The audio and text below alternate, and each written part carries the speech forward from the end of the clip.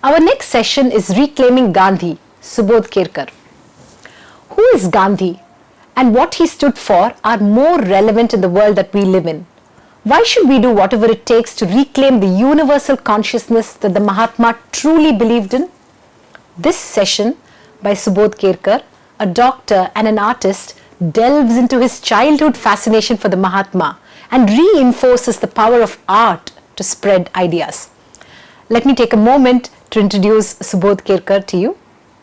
Subodh Kerkar was born in a small picturesque village of Keri on the northern border of Goa. A qualified medical professional, he gave up medicine to pursue arts 30 years ago. He's an artist and an activist and uses the arts to comment on social, political, religious and other issues. Subodh Kerkar's installations are heavily washed by the ocean, both literally and metaphorically. He creates his ephemeral installations using thousands of mussel shells, pebbles, palm leaves, boats, fishermen and sand. Subodh creates large works on the seashore which are often infused with politics and history. He is the founding director of the Museum of Goa and has exhibited widely in India and abroad across galleries and museums. Mr. Kerkar, over to you.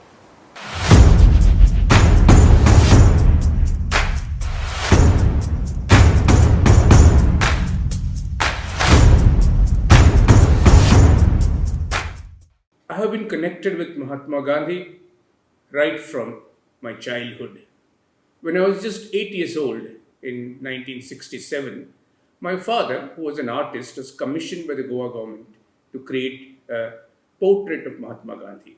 We used to live in a chawl at that time, and the portrait was ready. And my father brought it out of the studio, put it in a veranda, and he invited all the children from the locality to come, stand in front of the portrait of Mahatma Gandhi and pray. So I still remember me and my friends praying in front of the portrait of Mahatma Gandhi, and a thought comes to me, if I am commissioned to do a portrait of any leader today, would I be calling my children to stand and pray in front of that portrait? I doubt. Mahatma Gandhi had a great role to play, not just in winning freedom for India, but also in deciding what kind of a state the new India is going to be. The idea of India was drafted to a great extent by the thought processes of Mahatma Gandhi and his principles. But after independence, slowly the government started drifting away from the Gandhian ideology. Corruption became rampant, many things happened. And even Congress was paying rather a lip service to the memory of the father of the nation. This situation has been beautifully summed up by V.V. Shirwadkar, who was called Kusumagraj, a great Marathi poet who got the Jnanapith Award. He wrote a poem in the 60s, which is called Five Statues. The poem says, after midnight, 5 statues sat on a bench at Chowpatty in Bombay. Jyotiba Phule said, I have become only a leader of the Mali community. Shivaji said, I am a Marathi icon now. Ambedkar said, well, I am only a Dalit leader. Tilak lamented that he has been reduced to the leader of the Chitpavan Brahmins. Gandhi tried to control his sob, tried to control his tear, and said, at least you guys are very fortunate. At least there is a community, there is a caste strongly behind you. Behind me, there is only a wall of the government offices. Behind me, there is only the wall of the government offices. This is the state we reduced Gandhi to. Today, that rift from Gandhian principles seems to be almost complete. What is happening in the name of Mahatma Gandhi today is very, very sad. I think it's a mockery of the memory of the father of the nation. I am very pained to see that those who were responsible for actually killing the Mahatma are offering garlands to Mahatma. I believe that the bullet which entered the body of Mahatma Gandhi in 1948 was manufactured in the furnace of the ideology which is ruling the country today. 2 years ago, birth anniversary of Mahatma Gandhi, I happened to be in Delhi. There was very tight security at 30th January Road in Delhi, the Birla House, where he was shot in 1948. a very tight security because the Prime Minister is coming, the President is coming. But through some friends of mine, I managed to get my entry. I go there and I was shocked. There were two people roaming around everywhere. They were obviously planted. There was one dressed as Mahatma Gandhi and the other one dressed as the Prime Minister. I think this act, this drama of parading with Mahatma Gandhi, two actors doing that, is sufficient proof of the fake nature of the Gandhi worship which the government is doing. We find that Modi ji takes every opportunity to, in a way, prove his proximity to his fellow Gujarati. In Ahmedabad, in Sabarmati Ashram, he poses with the charkha. Not only him, another gentleman who is also, I think, far, far, far away from the Gandhian ideology, the ex-president of America, also poses with the Gandhi's charkha. Imagine Adolf Hitler putting up a picture of Vardhaman Mahavir in his study. We have had sadhvis who have taken a gun and shot at the Gandhi portrait. They have called Nathuram Godse a great patriot, the killer of Gandhi a great patriot, and Sadhvi Pragya has been given a BJP ticket, and not just that, she has won with a thumping majority. So there is one hand you give tickets to people who even dare to celebrate Nathuram Godse, the killer of Gandhi, and on the other hand you garland the portrait of Gandhi. In Goa, on the day of Gandhi Jayanti, on 2nd October, the BJP government decided that they will show this drama, Me Nathuram Godse Boltoi, government-sponsored drama. Now, you cannot be more sadistic than this. So I was forced to create a cartoon marking this occasion where Gandhi is being garlanded, and then he smells the flowers and says that these flowers which are offered to me smell of gunpowder. In 1922, Gandhi was charged under Section 124A of sedition, and the sedition charges by the British government. If he was present today, he would have involved himself with the similar activities, and then he would have been again charged on sedition. But I do not know what kind of a treatment he would have been given in the jail, because perhaps I have a feeling that he would have met the fate of Father Stan Swami. As I told you earlier, I was always interested in Gandhi, but especially in the last 7-8 years, I decided to learn Gandhi, study Gandhi in depth. I started reading everything about him, started visiting a lot of places connected with the Mahatma, and I started creating works of art in response to Mahatma Gandhi with the idea of propagating the messages of Mahatma Gandhi through art, because I believe that art has a tremendous power to spread messages, to spread ideas. I met Sri Rajmohan Gandhi, Gandhi's grandson. He very much liked what I was doing, and he connected me with a lot of Gandhi institutions.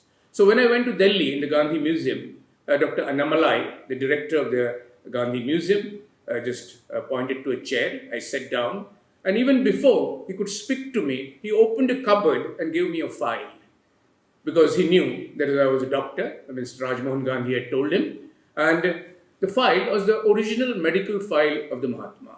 It has a number of blood reports. It had a lot of letters written by the doctors to Jawaharlal Nehru and to Vallabhbhai Patel about how to look after Gandhi's health. And it had 3 electric cardiograms. Now, I took the pictures of all this, and there was this electric cardiogram which was taken in a hospital in Calcutta in 1937. So I'm a doctor and I'm an artist, so I decided, how do I use this cardiogram? As you know, any graph can be converted into sound. There are apps available on the internet which can do this. So if you convert Gandhi's cardiogram into sound, those sounds will be of Gandhi's heart. So that's precisely what I did. I converted Mahatma Gandhi's cardiogram into Gandhi's heart sounds, and you're going to listen to Gandhi's heart sounds now.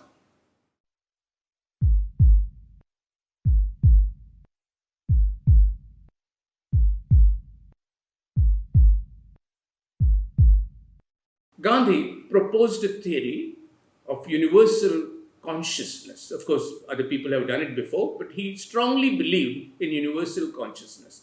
He believed basically that if I hurt you, I will also be hurt. That was also one of the foundations of his idea of nonviolence. Now, this was a philosophical idea that my soul is connected with your soul and everybody's soul. But then, the present day neurosciences have actually proven that this is just not a philosophical idea, but this is a hardcore scientific truth. If I see somebody touching somebody else, I don't feel the touch, but the sensory neurons in my brain fire. I'm actually not being touched, but when I see somebody touching somebody, the sensory neurons in my brain fire, and the neuroscience calls these neurons mirror neurons.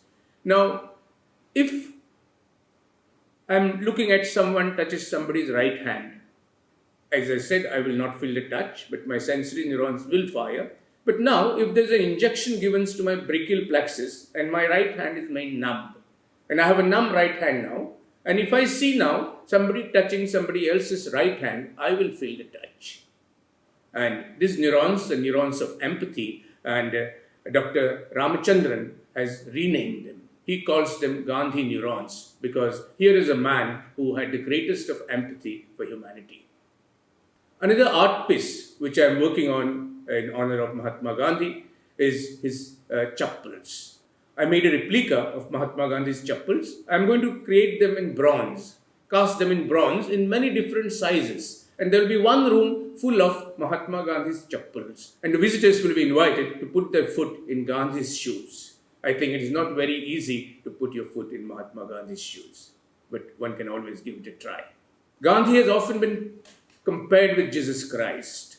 Roma Roland, the great admirer of Gandhi, who wrote one of his first biography way back in 1926, when he met Gandhi in 1931, and Gandhi gave him a hug and a lingan, he said, when Gandhi hugged me, it was a hug of Jesus Christ. And then he adds that Gandhi has even a greater role to play than Jesus Christ because Jesus Christ's constituency was small and Mahatma Gandhi had to look at a much larger constituency. Christ is always portrayed as wearing a crown of thorns because he suffered for the others. Mahatma Gandhi also spent all his life suffering for others, helping others. And I thought I will create an image of Mahatma Gandhi using thorns. So these are some of the images I have created using thorns of a tree called Triphala.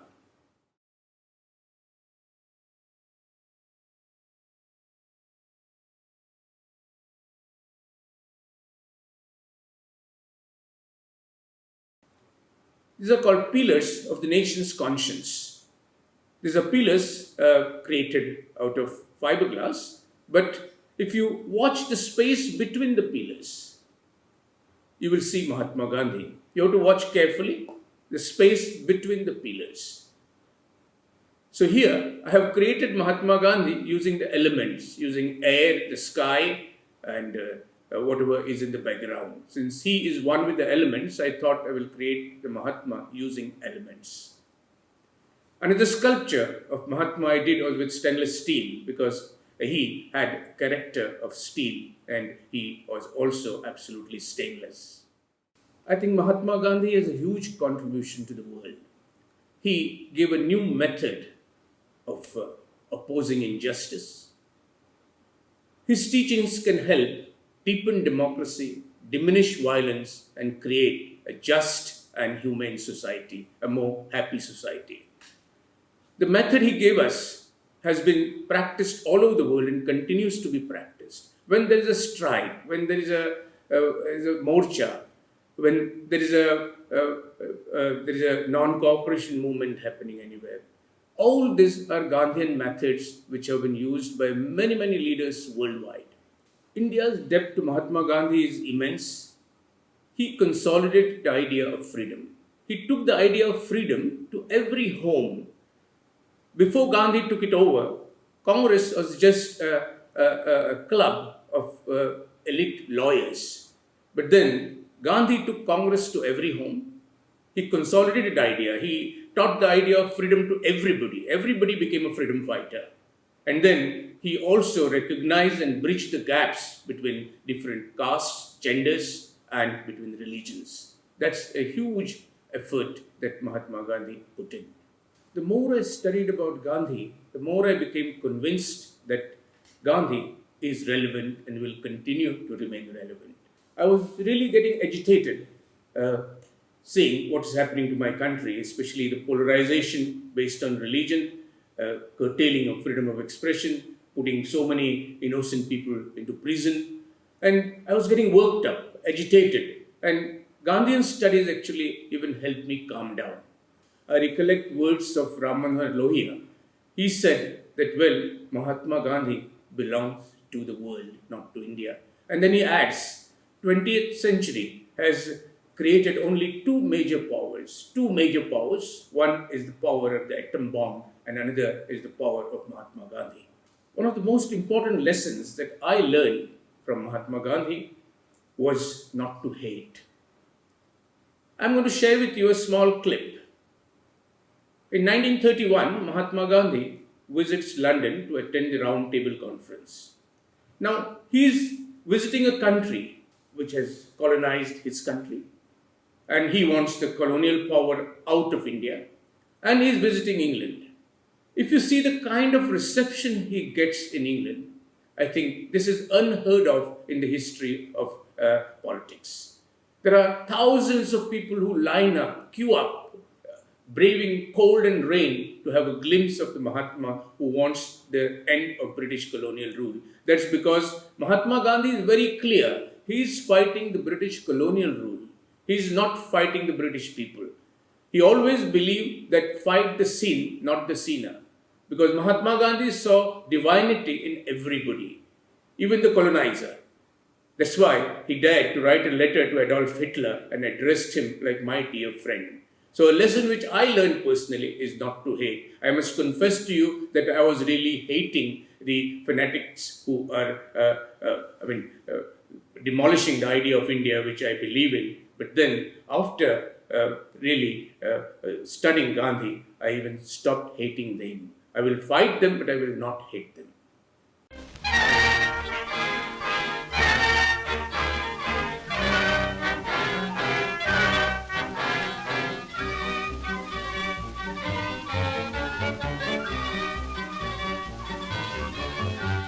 Here he is at last, the mystery man of India. Our first glimpse as the Rajputana came alongside at Marseille. And there's a woman of whom you've probably all read, but never seen in a picture. Miss Madeline Slade, the English daughter of an admiral, who now prefers to be known as Malara Ben. She's one of Mr. Gandhi's most devout disciples. She's leading the way ashore now, and just behind her comes Mr. Gandhi, dressed as he said he would be, in just his loincloth, even in the chilly climes of Europe. And he's carrying with him his pots and pans, which he declared at the customs. He was trotted around Marseille to several receptions and made one or two speeches which rather frightened the French authorities. But when asked to speak into the sound-filled microphone, he said, "I think not." And so we go on our way to England. Miss Slade was the first ashore to tend to the luggage, that is, the goat's milk, etc. She was followed by Gandhi's son, and then came the little man, still scantily clad, but with an extremely wet blanket around his tiny frame.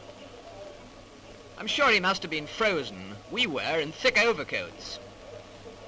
He picked his way through the puddles along the quay side, and he was wearing sandals, by the way, to the waiting motor car, for he decided that he'd rather go up to London by road. In town, quite a lot of people had waited in the pouring rain outside the Friends Meeting House on the Euston Road to see what he really looked like. But at first they were quite disappointed because he went in the back way. But shortly afterwards he left by the front way. And then they really did see quite a lot of him, even his knees.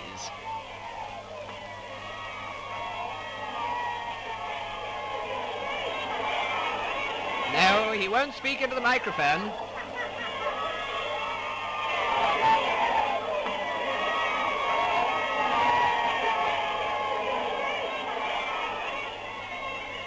And so to his poplar home, where we leave this bizarre little man, whose coming has caused so much comment, complete with loincloth, spinning wheel and goat's milk, feeling sure that he cannot complain of his reception or the publicity he has received, from which, by the way, we always understood that he shrank.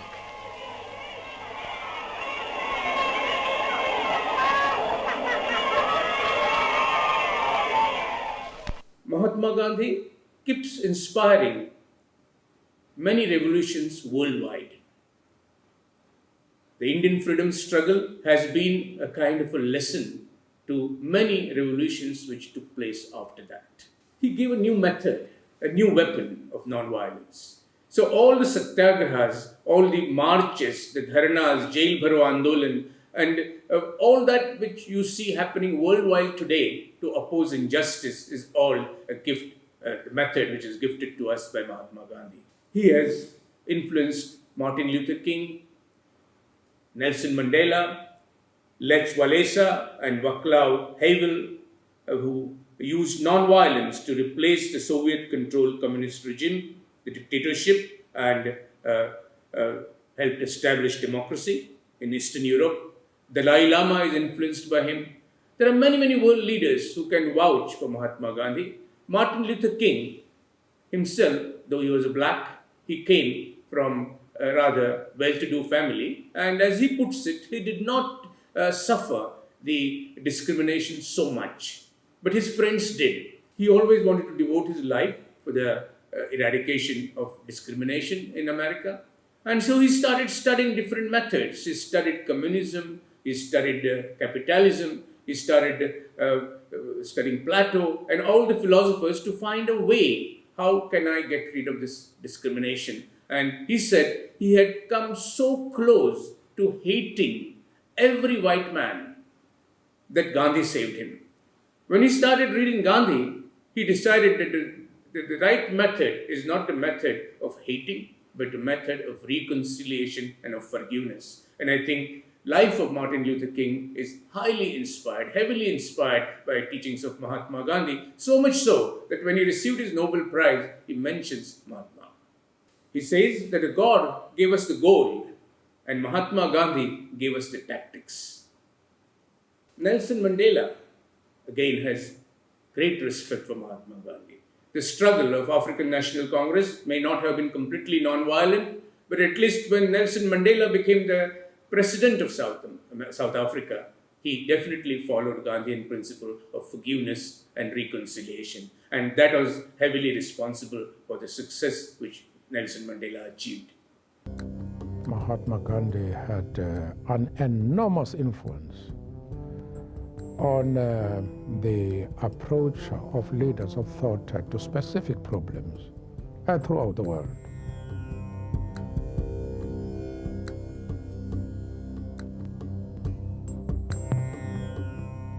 The fact that people realize that peace is the most powerful weapon in trying to resolve a mutual problem is a lesson that is deeply entrenched in the life of society throughout the world.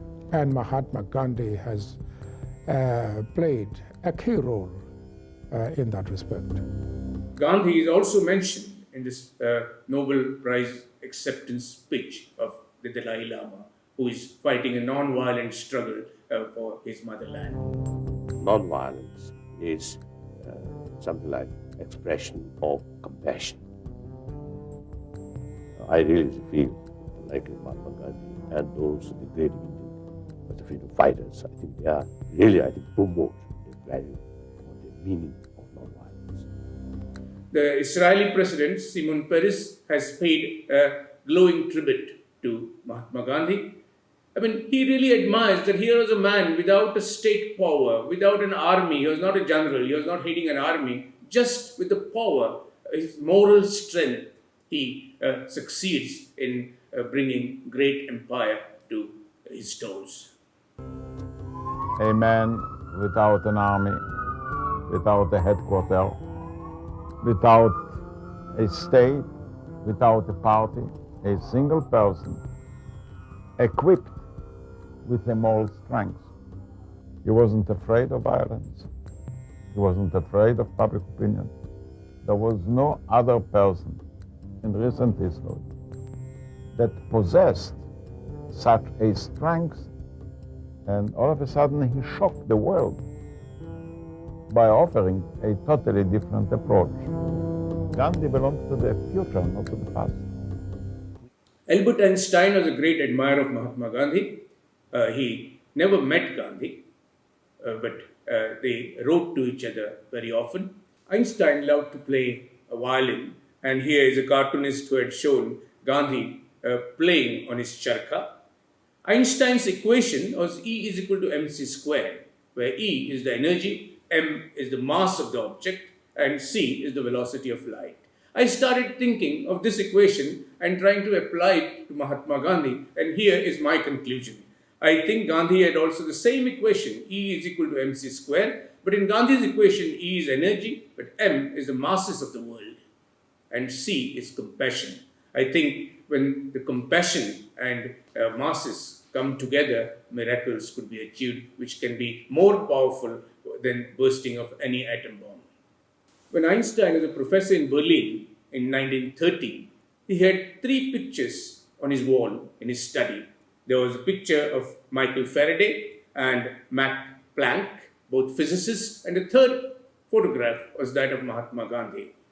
And in 1950, when he moved to Princeton, only one photograph remained, only Gandhi, and he had removed the photographs of the scientists, of the physicists. And when he was asked, why did he do that? He said, all their work of Faraday, Planck, and other physicists have resulted in creating the atom bomb. But here is Mahatma Gandhi, whose work has actually resulted in creating a better world, and that is the direction the world should take.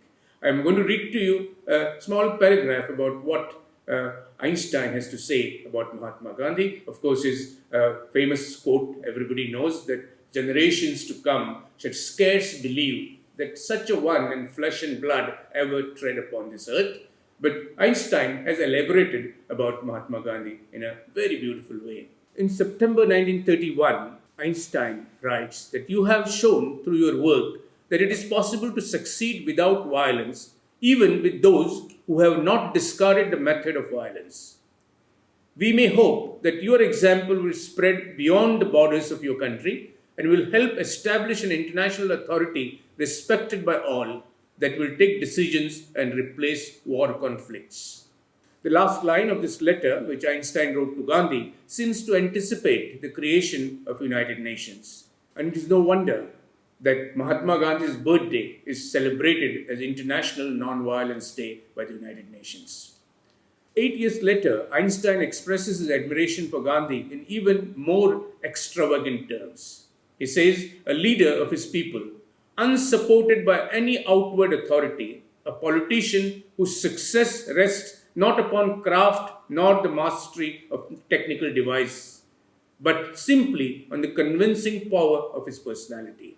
A victorious fighter who has always scorned the use of force, a man of wisdom and humility, armed with resolve and inflexible consistency, who has devoted all his strength to the upliftment of his people and betterment of their lot. A man who has confronted the brutality of Europe with dignity of a simple human being, and thus at all times rises superior. Mahatma Gandhi was a highly religious man. For him, as he puts it, a prayer was real. A prayer, he says, is as real as eating and walking and sleeping. And he believed in multiculturalism. He believes in all religions. He believed that there should be secularism and India should be a multi-religious state. And he spent a lot of time and effort in trying to bridge the misunderstandings between the Hindu community and the Muslim community. He wanted to bring them together. He staked his own life for this cause, and ultimately he was killed for this cause. If I were to talk about the 2 greatest Hindus, so to say, then I must point out they are Vivekananda, Swami Vivekananda, and Mahatma Gandhi. Vivekananda is known for the great speech he gave in Chicago, and I think it is worth go into the text of the speech, which is available on the internet, and also the sound is available, but not in Vivekananda's voice. I think this is one of the greatest speeches of Vivekananda, and I'm going to read a small section of it to you, because Vivekananda talks about Hinduism, which propagates universal brotherhood. He says that sectarianism, bigotry, and its horrible descendant, fanaticism, have long possessed this beautiful earth. They have filled the earth with violence, drenched it often and often with human blood, destroyed civilization, and sent whole nations to despair. Had it not been for these horrible demons, human society would be more advanced than it is now. And I'm very sad that these demons of fanaticism are raising their heads again. And it is very important to understand Gandhi and Vivekananda to fight them, to get rid of them. I get very pained when I see the fanatics parading pictures of Vivekananda and pictures of Gandhi when they are propagating their idea, their version of distorted Hinduism. Gandhi prayed every day. He started something which was the inter-religious, interfaith prayer meeting in his ashram. Mahatma Gandhi's ashram never had a temple, a mosque, or a gurudwara, or a church. There were prayers from all religions sung at one place. And it is very interesting to know where this came from. His grandson, Rajmohan Gandhi, has written about it. Mahatma Gandhi was going to South Africa somewhere in 1897-98, and the ship in which he was going faced a big storm just off coast Zanzibar. And everybody was almost convinced that this ship is going to sink now. So everybody, there were Hindus, there were Muslims, there were Christians, all of them started praying. It was Mahatma Gandhi and the captain who were trying to control them, solace them, give them courage. And they were all praying, and Gandhi says that I heard sounds of prayers. There were prayers to Jesus Christ, there were prayers to Shiva, and there were prayers to Allah. The sounds were different, but the spirit was the same. And that recognition of the spirit, the same spirit during the prayers of different religions, made Gandhi start the interfaith prayers in his ashram. Gandhi believes that if you want to understand your religion better, you have to respect other religions. He says it is not just enough to respect other religions, you have to love them like you love your own. He has a beautiful allegory, a beautiful metaphor for this. He says all religions are like different compartments of one train going to the same destination, that is God, one God. So all religions are different compartments of one train. So he was against conversion. So he says it is not important, it is not necessary to change your compartment because ultimately all of them are going to take you to the same destination. But then he warns, it is very important to clean your compartment from time to time. Otherwise it will become dirty, it will stink. And that is what is religious reform. That is what is religious reform. Every religion has to undergo reforms according to time because, again, another famous quote of Mahatma Gandhi is, Sab dharm achhe hai, lekin sab dharm kacche bhi hai. All religions are good, but all religions are false, and it is important to recognize the faults and cleanse them. So mind you, Mahatma Gandhi is a student of all religions. He has studied Hinduism in depth. He has studied Quran in depth. So when he talks about reforming Hindu religion, he is also talking about reforming Quran. He is not afraid to do that because he has understood it. Mahatma Gandhi is ready to challenge the scriptures of his own religion. If the scriptures are talking about untouchability, he says those scriptures should be thrown away. He has the courage to say that. All of us need to understand that violence cannot take you to God. Violence will always take you away from God. To be divine is to be non-violent. Ahimsa is God. That's what Mahatma Gandhi believed. And that's why he tells us that a gun or a bomb can never bring you closer to God. Today, we are ridden, our country and the world in general is ridden with a lot of religious violence. Factions are fighting, different religions are fighting, sects are fighting with each other. There's so much of bloodshed. I have chosen a very simple cartoon, which is a very good commentary on what is happening. This is a drawing of a rabbit, and it's also a drawing of a duck. Is it a duck or is it a rabbit? And the religious fight which is happening today is somewhat like this fight. Unless you give up your rabbit god and accept our duck god, there shall never be peace. This is the kind of a stupid fight which is happening in the name of religion in the country. Mahatma Gandhi was a saint who waded into politics. He was a very spiritual man. Desmond Tutu has a beautiful quote about it. He says that the transcendental and the spiritual accompanied Mahatma Gandhi everywhere. And I must add, Mahatma Gandhi was as spiritual, as transcendental when he was in a prayer meeting as he was in a protest meeting. When he was in a protest meeting, he was equally spiritual. And the great soul was a great soul because he was always in touch with the transcendent. The controversy, the differences between Mahatma Gandhi and Ambedkar are well known. Well, I'm not going to go into the details of this. I have been a student of Gandhi and I have been a student of Ambedkar. They had their own methods. Ambedkar believed in constitutional methods of law for the upliftment of his class. Gandhi believed in that method too, but he also believed that there should be a transformation of heart.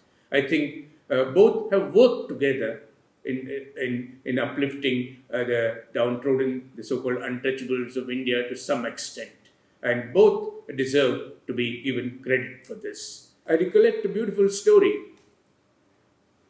Pyarilal, Gandhi's secretary, was walking in Delhi. This was much after Gandhi's death.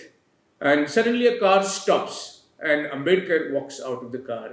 And Ambedkar hands over a card to Pyarilal. This is a marriage card. Ambedkar had his second marriage and the marriage invitation is given to Pyarilal.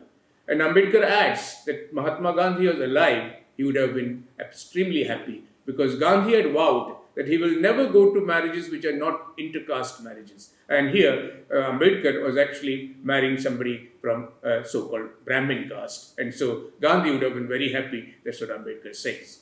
I think Riaz Komu, one of the contemporary artists, has put this very beautifully in a large painting which he created, which is called Gandhi and Ambedkar. There can be absolutely no doubt about Mahatma Gandhi's sincerity about upliftment of the untouchable class, because he was the only caste Hindu, he was the first caste Hindu who took a broom and was cleaning toilets, which was the job of the Bhangis. And Gandhi lived in the Bhangi family. His address in Delhi was Mahatma Gandhi, Bhangi Colony, Delhi. Mahatma Gandhi's commitment to the cause of the so-called untouchable, I think, is very clear from the story I'm going to tell you. In 1915, he started a Kochrab ashram, the first ashram in Ahmedabad, and he took a decision to admit an untouchable couple there. Dadubhai, his wife, and his little daughter Lakshmi. Now, everybody was against this idea. The expenses per year for this ashram was about 13,000 rupees, and the donor who was donating this money, he said, if you admit the untouchable, we are going to stop the donation. Gandhi decided to not heed to this, and he admitted this untouchable family to the Kochrab ashram, and he didn't know now how the expenses are going to be met. So Mahatma Gandhi is ready to face any consequences. Even Kasturba says that if you admit the untouchables, I'm going to leave. And he says, please go. He sticks to his commitment to the cause of the untouchables, admits this family, the donation to the ashram stopped, and then there is a miracle. A car stops outside the ashram, a gentleman steps down and hands over a bag of money. His name is Ambalal Sarabhai. Ambalal Sarabhai was the father of Vikram Sarabhai, the great scientist. Ramchandra Guha has a very nice story to add to this. There was this Palwankal Balu. Palwankal Balu was an untouchable, and he was in Pune, and his job was to clean the grounds, the cricket grounds of the British Gymkhana. There was also the Hindu Gymkhana, the Brahmins were the players, and there was the Parsi Gymkhana. And this Palwankar Balu was an untouchable in charge of cleaning the cricket ground. Now he started bowling, and he was bowling spin. And British players started asking him to bowl, and they would enjoy playing with him.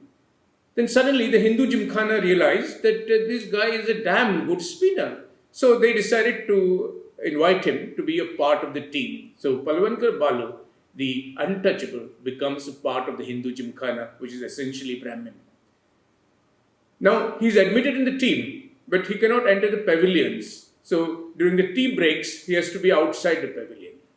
But then, there is a match between the British Gymkhana and the Hindu Gymkhana. And because Palwankar Balu takes many, many wickets, they win. And then, all this caste thing is forgotten. The Brahmins pick up Palwankar Balu on the top of the head, and there's a procession of victory. And the slogan which was shouted during this procession was Mahatma Gandhi ki jai. I came across this ad about Mahatma Gandhi, and the text is swimming makes you feel good, makes you feel happy. Now, was Gandhi happy? Why is he used as an icon of feeling good, and that too by the swimming academy in Brazil? Because swimming makes you feel good, makes you happy. Mahatma Gandhi has a lovely formula for who can be happy. He says only when there is a perfect harmony between what you think, what you say, and what you do, you can be happy. You might be able to fool the whole world, but you cannot fool yourself. When you go back home and put your head on your pillow, you know exactly what you have done, what you are. So if there is no harmony between what you think, what you do, and what you say, you cannot be happy. And by using this formula, it is not very difficult to understand who is the most unhappy man in this country today. Mahatma Gandhi walked for 18 kilometers every day. He has a drawing of the Dandi March done by Nandalal Bose, which I decided to get animated. So here is Gandhi walking. In his life, Gandhi walked 80,000 kilometers. Now, the circumference of the earth at equator is 40,000 kilometers. So Gandhi walked 2 times around the earth at the equator. 2 years ago, there was an area which was supposed to be made vehicle free in Colombia, of all the places in Colombia. And so they put up a large poster, large hoarding of Mahatma Gandhi, which says walk. So even in Colombia, he is the icon for walking. Mahatma Gandhi was a great communicator of all times. Perhaps the best brand ever created. There was no television, there was no telephone, internet, but in spite of that, he was able to communicate with the masses, with every corner of this country. I mean, there are posters created during his own lifetime, which were bought by people and put in their home on their walls. Here is Gandhi made as a Rama, and the British are Ravana, and there is Jawaharlal Nehru shown as Hanuman. We have another poster where Gandhi is lifting the Govardhan Parvat, the Govardhan mountain, and he is shown as Krishna. When Gandhi was assassinated, killed by Nathuram Godse in 1948, in Maharashtra, there is a place called Lal Bagh, and the Lal Bagh Sa Raja is one of the most important Sarvajanik Ganesh in Mumbai, the public Ganesh celebrations. And that year, in 1948, they made a sculpture of Gandhi as Ganesha. I think this is the highest honor any Maharashtrian who can bestow upon anyone. So Gandhi was worshipped as Ganesha in 1948. We have posters of Gandhi shown as Jesus Christ. Bharat Mata is Mother Mary. And this is like the great famous sculpture, Pieta. In this painting, the artist is trying to depict the meeting between Mahatma Gandhi and King George. Here, he is showing King George bowing down and shaking hands with Gandhi, who is sort of sitting there like an emperor. I think Gandhi would never have done that. Gandhi had all the humility. Actually, when Gandhi came out of this meeting, the journalist asked him, "Why did you go in this loincloth to meet the king emperor?" And Gandhi replied, "Well, the king had enough to wear for both of us." This is a work by Arijit Sen, who is talking about dispersion of Gandhi. We have Ravi Kumar Kashi, an artist based in Bangalore, who has created a lot of works, and they're called Different Ways of Preserving the Mahatma, where Mahatma is tied up in all kind of different things. It's a wonderful panel. We have Debanjan Roy, who has created sculptures of Mahatma at the computer holding mobile phones. Mahatma Gandhi was a highly scientific person. There is a kind of a misunderstanding that he despised science. It is far from the truth, and Gandhi writes deliberately about it. And I think his autobiography itself suggests how scientific he was, because it's called My Experiments with Truth. And who conducts experiments? Scientists. And Gandhi conducted lots of experiments throughout his life. And he was very, very scientific in his approach. In fact, he disliked astrology, and he said astrology was a superstition. These are bells which are tied with the kettle, in the kettle neck. It has a charkha. Here is a bottle of perfume created by a French company in the form of Gandhi. Another French company in 1930s created Gandhi salt and pepper shakers. I think they should be actually truth and non-violence shakers. You can garnish your food with some truth and non-violence. There's a Gandhi ring. There are Gandhi cigarette cases and Gandhi pipes. Gandhi would not have liked that. But here is a bottle which looks like the whiskey bottle. It is not a whiskey bottle. This is actually a torch which was made in Germany somewhere in 1930s. And on the right side you see the switch. And what you see on the top is the bulb. There is a weight with Gandhi's drawing inscribed on it. Gandhi was actually very careful about his own weight. He weighed himself every week, and he says that he weighed every word that he said. He says that a word never escaped his mouth unless it was weighed, unless it was thought of. So he never had to deny statements. Gandhi never denied statements. He never got a Nobel Prize, but here is a coin. On one side there is Alfred Nobel, and the other side there is Gandhi. Actually, the Nobel Committee apologized for not giving him a Nobel Prize. We have the kitchen equipment with Gandhi and Kasturba, trays, playing cards, and here is a lock. Though a lock and Gandhi are totally paradoxical, because Mahatma Gandhi never ever used a lock in any of his houses. His doors were always open. So was his mind, so was his whole being. I think there has never been a more open leader than Mahatma Gandhi anywhere in the world. In 1971, there was a rich Mexican gentleman called Mauricio Achar. Now he came to the conclusion, and I think very rightly so, that a lot of unhappiness in the world, a lot of problems in the world could be solved if more and more people start reading. Because to read, to get knowledge, is very important to get rid of unhappiness and problems. And so he decided to devote his wealth for starting bookshops. And he chose the name Liberia Gandhi. Today there are 36 Liberia Gandhis in Mexico, and I think the buildings of these bookshops are most impressive. Some wonderful pieces of architecture. Bollywood, especially in the 60s and 70s, you see Gandhi everywhere. Behind every hero of Bollywood, there's a picture of Gandhi. Including in Coolie, there is Amitabh Bachchan, and there is Gandhi at the back on the wall somewhere. But then his influence is not restricted only to India. I came across this Hollywood musical, which is hilarious. But I've got a notion, I'll second the motion, and this is what I'm going to add. You're the top, you're Mahatma Gandhi, you're the top, you're Napoleon Brandy. The hero is trying to tell his beloved that, well, you are like Mahatma Gandhi. Well, there's an American rapper who uses rap music, rapping, for presenting the Gandhi Katha. Even Popeye the Sailor Man is not devoid of the temptation to use Gandhi.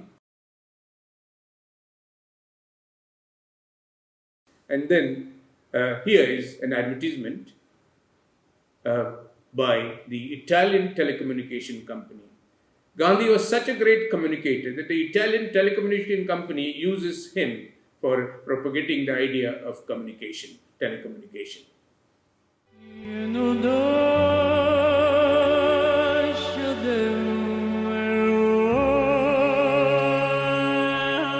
If you want to give him a message, it must be a message of love. It must be a message of truth. I want to get capture your hearts. Let your hearts clap in unison.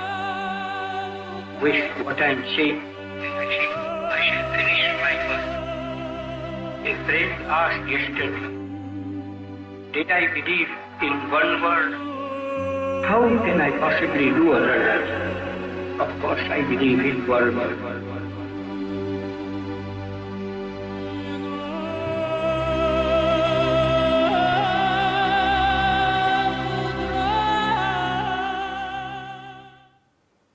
Mahatma's communication skills were so good that whatever he did in India was reported all over the world. The world was watching him. He had created that position for himself and for the Indian freedom struggle. Mahatma Gandhi was a great strategist, a very creative strategist. I mean, all his satyagrahas were only launched after a lot of thought. Dandi March, for example, against the salt tax by the British was a brilliant idea, but nobody believed in Mahatma Gandhi. Even Nehru, who was his close confidant, thought that what is this nonsense, the salt march? The British thought, let him go and make some salt, what we'll lose. But then the salt march becomes such an important event that the world takes note of it. That year, I mean, Mahatma Gandhi is portrayed on the cover page of Time magazine in 1930 during the Salt March, and again in 1931, because of the Salt March, he becomes the Man of the Year in 1931 on the cover page of the Time magazine. There's a very interesting anecdote about the Dandi March, which was narrated to me by Ashok Vajpayee. The party comes to a small village during the Dandi March, and it's about 6 o'clock in the evening, and there's a river which they need to cross. Now this river is very shallow and very muddy, marshy, and so you cannot walk through it because it is muddy, and because it is low tide, there is not enough water to take the boat and move across. So Mahatma Gandhi is told that high tide is going to come at 12 o'clock at night, and then we will organize boats to cross the river. So he's a very disciplined man, so he said, now I'm going to sleep. So he goes to bed, gets up at 12 o'clock. And the villagers have thought, such a great man has come to our village, how can we sort of allow him to cross the river in darkness? So the word goes across the river that Mahatma Gandhi is going to cross the river at 12 o'clock. So thousands of people gather. There are thousands of diyas on either side of the river. Diyas which are reflecting into the water, into the river, and Mahatma Gandhi in a boat is crossing the river. It is almost like a biblical scene, the scene which is so beautiful. I think this scene again takes me back to Mahatma Gandhi's comparison with Jesus Christ. You will be surprised that Mahatma Gandhi was once a meat eater. He became vegetarian by conviction only when he went to London to study law, and he joined the Vegetarian Society there. So, and he had given a vow to his mother that he will be vegetarian. But by conviction at that time, he was a non-vegetarian. He started eating meat with Sheikh Mehtab, and there was a poet called Narmad who had written a poem that time when they were young. Behold the mighty Englishman, he rules the Indians small because being a meat eater, he is 7.5 feet tall. So they thought that eating meat will make you strong and then you can get rid of the British from India. So they were eating meat. But then when he'd go home, he had to lie to his mother that he's full, he's not hungry, and avoid eating. So Gandhi had a problem, young Gandhi had a problem lying to his mother. And so he decided that he's going to give up eating meat and he will start eating it openly when his parents are no more, when the parents die. So with that conviction, actually he had gone to England and then became vegetarian. But Mahatma Gandhi was never intolerant to the food of other people. There is a very beautiful story. In 1914, Mahatma Gandhi is returning to India, but he is going first to England and then he would come to Mumbai, to Bombay in 1915. So when he starts his voyage from South Africa to London, he is already a very well-known man. And everybody is also aware of his eating fads. And there is a common kitchen in the ship, like all of the ships. And there is meat being cooked there, sausages and all kind of fish, everything is cooked there. So Kasturba meets the captain and makes a request, can I cook for my husband separately? The captain says, of course, there is a free cabin I will put a stove there and you can cook there for your husband. Gandhi comes to know about it. He refuses the separate cabin for cooking. He says, I don't want a separate kitchen. Please give me a corner of the common kitchen of the ship and I'm going to cook there. And the captain said, there is meat there, sausages there. He said, it doesn't matter, I'm going to cook on the side. That was the tolerance Mahatma Gandhi had. And he never objected to other people eating meat. He did not eat meat. I think today people are killed, lynched for possession of meats. I think we have a lot of lesson, we have a huge lesson to learn from the tolerance of Mahatma Gandhi as far as the diet is concerned. I start thinking, what would Gandhiji do if he was alive today and perhaps out of jail? He, I think, would have started an anti-litter satyagraha. The country is full of litter. Even in this beautiful land, Goa, it's so beautiful, yet we see a lot of litter everywhere. Gandhi would have believed that not throwing a plastic bottle or a chocolate wrapper or anything else on the roadside is the most important thing towards citizenship. To be a patriot, you don't have to shout Bharat Mata ki Jai or Vande Matram. It is more important not to throw anything on the roadside, not to litter. And Mahatma Gandhi would have launched an anti-litter satyagraha.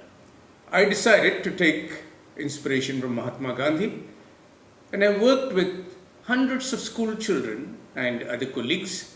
We collected 150,000 plastic bottles, water bottles which people throw on the roadside. We cut them into flowers and created this huge wall which is called the Carpet of Joy. This is an anti-litter project. It's a project which spreads the message, please do not litter.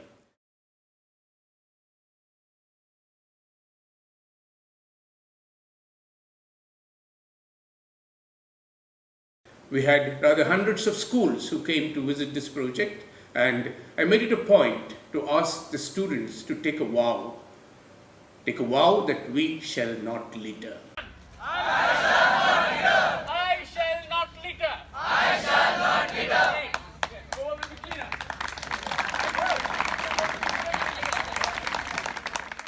Our Prime Minister, Sri Modi ji, also believes in Swachh Bharat Abhiyan. Actually, in the posters which are propagated, there is a picture of Mahatma Gandhi, there is a symbol of his spectacles, and we are sort of heavily into Swachh Bharat Abhiyan. Gandhi would have pointed out a very important thing. It is very important to keep the nation clean. Swachh Bharat is very important. But it is very important to get rid of the litter from the mind. Keep the mind clean and get rid of the litter of hatred, communalism, fanaticism, and fascism. Only when this litter is out, the country can be truly Swachh. Thank you, Mr. Kerkar, for that heartfelt sharing on how you continue to engage with the Mahatma. Truly a man who stood for empathy and believed in the power and potential of humanity, even in times of crisis and war.